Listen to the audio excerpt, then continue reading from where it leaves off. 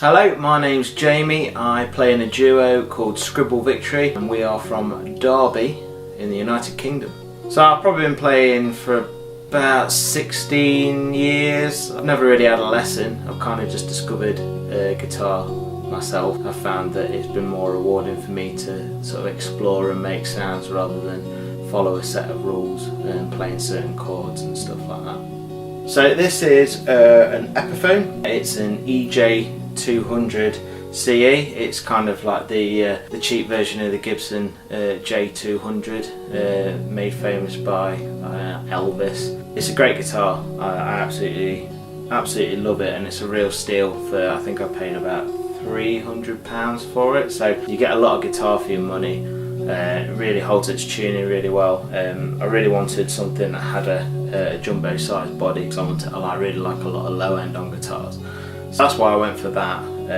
It just plays really nice. The neck's really fast. The good thing for me is I'm not really a guitarist, so the guitar kind of just plays itself. And as well, it's got this sort of 1950s look about it that I just absolutely love. Especially this one. It's got sort of like the tobacco sunburst. I've also got the sort of like the more natural coloured one as well. It's really good guitars. So I really like the fact that it's a really versatile guitar because I play through an amp. I like the fact that it's kind of got sort of like a pickup just at the base of the neck, and it's also got a pickup inside the guitar. It's got a really great function where you can sort of blend between those two, and just by having the one output on the back, you can kind of blend. So you can kind of have. I usually tend to have.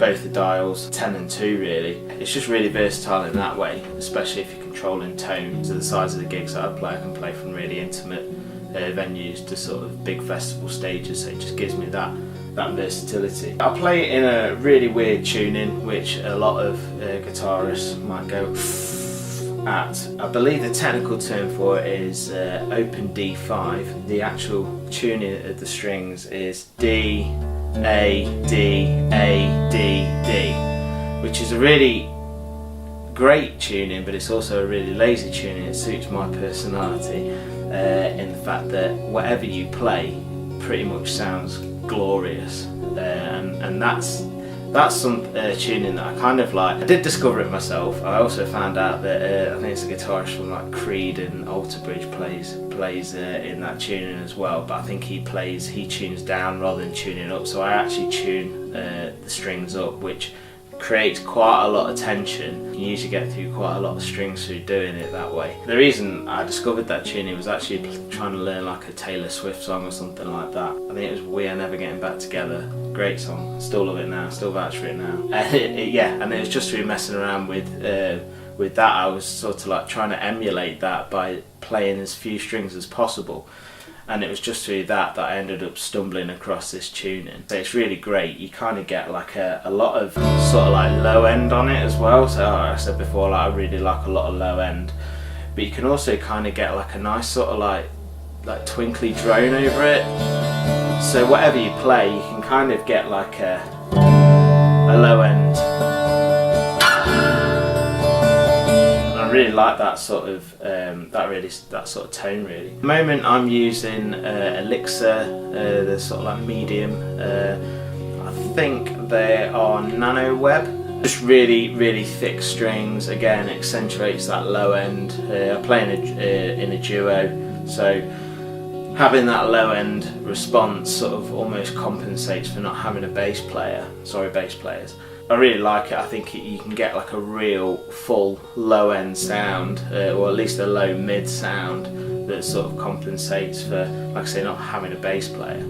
So there's not really a great deal to my guitar playing. I don't play through any pedals or anything like that. The tricks of the trade are this little guy.